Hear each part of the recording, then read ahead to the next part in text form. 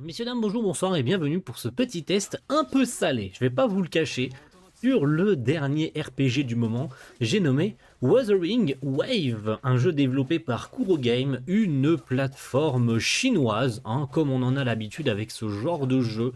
C'est donc un jeu de rôle action RPG, monde ouvert, gacha, un peu toute la sauce qu'on mange régulièrement sur ce genre de jeu, sorti donc le 17 mai, il me semble, en Chine et tout ce qui est pays asiatique, et le 23 chez nous en Europe.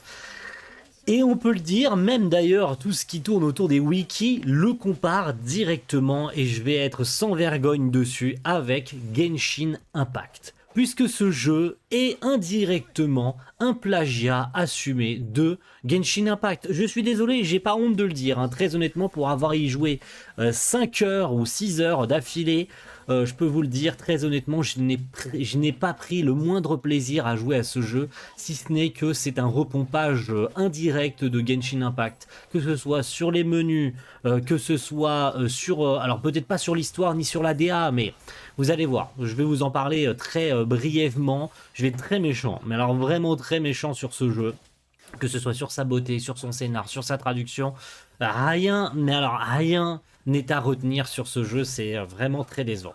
Donc Wuthering Wave, vous avez le choix en démarrant le jeu de jouer soit à un mec ou une meuf, classique, j'ai envie de vous dire. Cependant, le jeu, en fait, il est beau au début. Vous lancez franchement la première cinématique et tout, très mystérieux. Vous débarquez dans un monde que vous connaissez pas. Les personnages sont tous évidemment très typés chinois. Vous êtes vraiment dans un monde, que ce soit au niveau de la ville, que vous voyez au niveau du gameplay, fait très très chinoise. Tous les noms des personnages sont chinois. Voilà, c'est aussi simple que ça.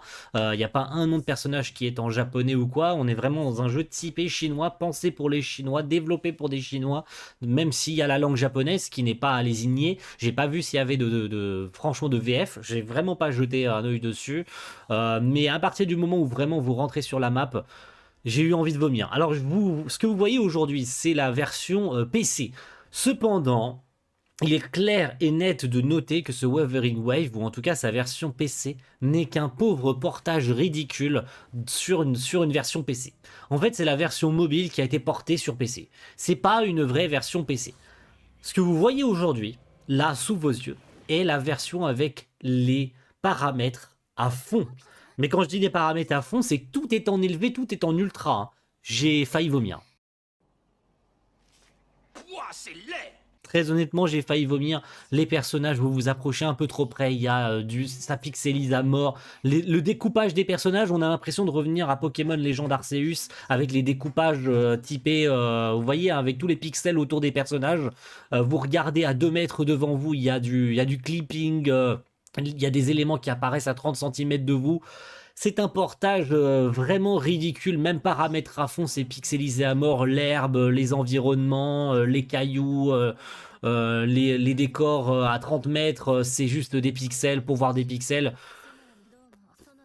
Je suis désolé d'avoir à le comparer avec Genshin Impact, mais encore une fois, que ce soit en termes de menu même, jusqu'au launcher du jeu qui est pompé littéralement sur Genshin Impact, les barres de vie des monstres, le moveset de votre personnage, on a le coup classique bien sûr du personnage amnésique qui sait pas ce qu'il fait là mais qui a un pouvoir surcheaté et donc on est amené dans une ville pour rencontrer une magistrate et finalement on sait pas trop ce qu'on fait là, est-ce qu'on doit retrouver un personnage particulier, il y a des espèces de failles, on peut équiper nos personnages d'espèces de monstres. À chaque fois qu'on tue un monstre, on peut l'absorber, si j'ai cru comprendre, des échos, on appelle ça comme ça dans ce jeu, et on peut en fait les absorber et ils nous servent de familiers. Mais c'est voilà, notre personnage a un pouvoir plus cheaté que les autres, il est censé pouvoir absorber des monstres plus puissants puisqu'on tombe sur une faille au tout début du jeu, histoire qu'on nous abreuve sur les 4 ou 5 premières heures de jeu d'une quantité astronomique de dialogue. J'ai pas eu le temps de respirer pendant 4 heures. Au bout de 4 heures, j'en pouvais plus. Franchement, j'ai passé les dialogues à fond. Vous voyez aussi ici sur ce gameplay, j'ai passé les dialogues parce que c'est bon, à un moment donné, mec, je suis dans un open world gacha, avec bien sûr des invocations. Gacha gratuit, vraiment entre très gros guillemets, même si les premiers retours ont été très positifs là-dessus.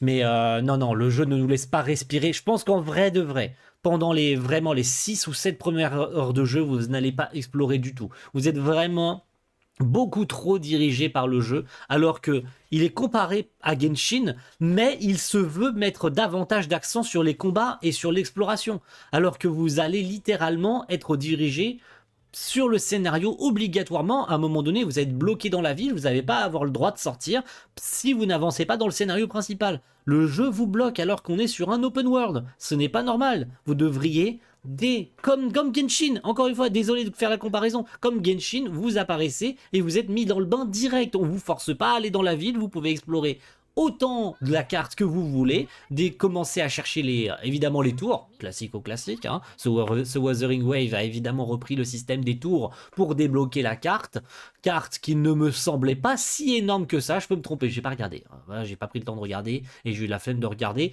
parce qu'au bout de 5 heures j'ai désinstallé le jeu, mais voilà, vous êtes un peu trop dirigé à mon goût. Après, ça plaira à certains et ça me plaira pas à d'autres, hein. Moi, en tout cas, je sais pas du tout mon style de jeu. Si ce n'est qu'à chaque fois que je lançais le jeu, j'avais eu envie de vomir à cause des graphismes. Les graphismes ne font pas tout, Big 2024, mais à un moment donné, on est sur un jeu comme ça qui se veut être un concurrent de Genshin, alors qu'il y a Tower of Fantasy qui est passé derrière et qui est 10 000 fois mieux en termes de... Vraiment, hein, si on devait lui donner un concurrent direct, même si Tower of Fantasy, le pauvre, il est passé à travers le radar et très peu de temps derrière, il s'est fait oublier. Ce Wuthering Wave, c'est ce qui risque de lui arriver, hein. On le met sur un piédestal pour l'instant parce que ça vient de sortir, mais d'ici une semaine, plus personne n'aura entendu parler du jeu, mais ça fait quelques jours que le jeu est sorti au moment où je tourne cette vidéo. J'ose espérer que quand ce test sortira, plus personne n'aura entendu parler du jeu. Le jeu sera mort et plus personne n'y jouera. En tout cas, les streamers y auront joué en live, et puis après, finito, plus personne y jouera, et puis on pourra passer enfin à autre chose, surtout que j'ai d'autres jeux à tester et que j'attends, donc... Je sais pas.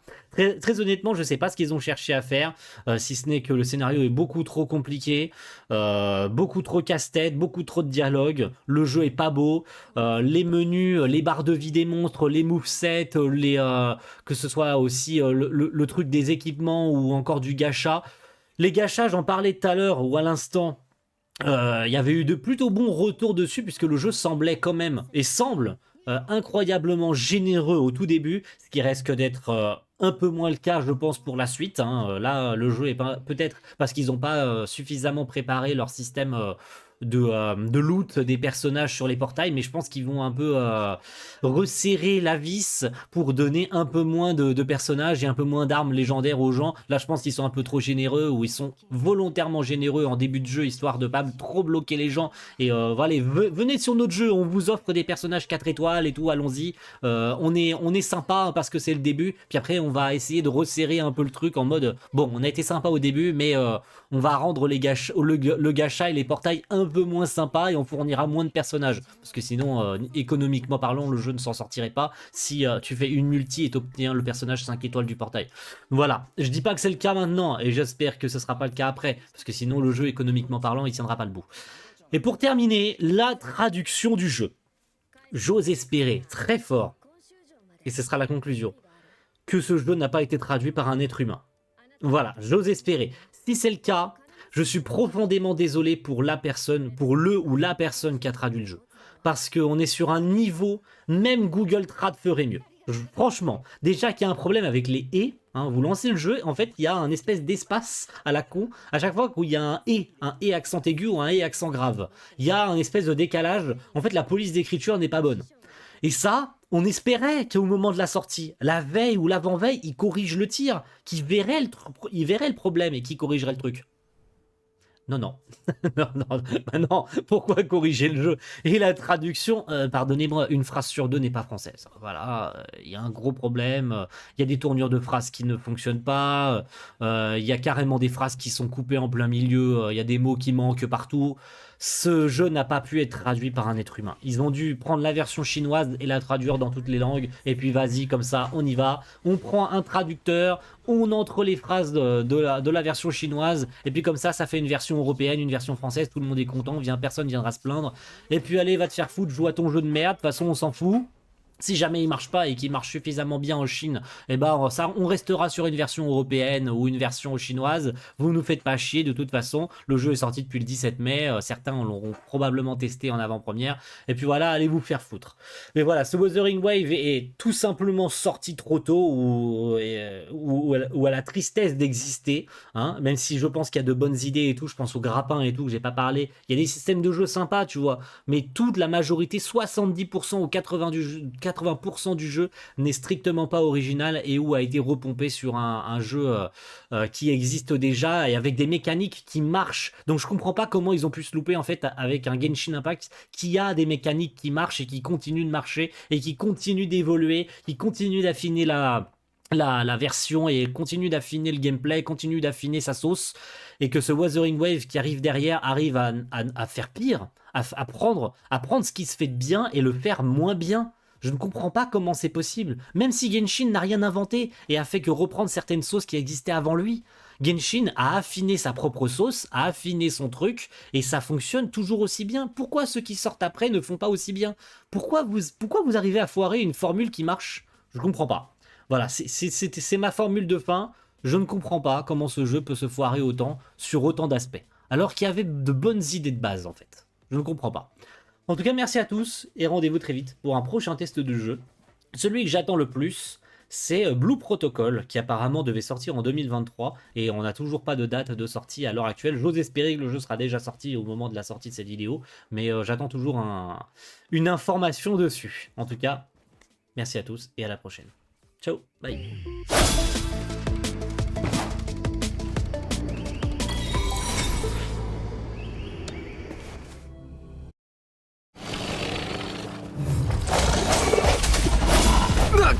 しまった。これも音の力だ。甘い。